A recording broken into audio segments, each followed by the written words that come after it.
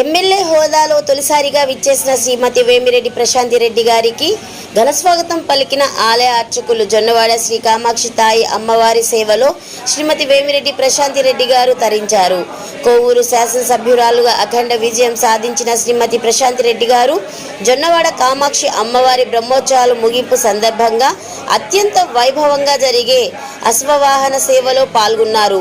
జొన్నవాడకు చేరుకున్న ఎమ్మెల్యే ప్రశాంతి రెడ్డి గారికి దేవాదాయ శాఖ అధికారులు మరియు అర్చకులు సాదరంగా స్వాగతం పలికారు. ఆలయ మర్యాదలతో గర్భగుడిలోకి తీసుకెళ్లి ప్రత్యేక పూజలను నిర్వహించారు.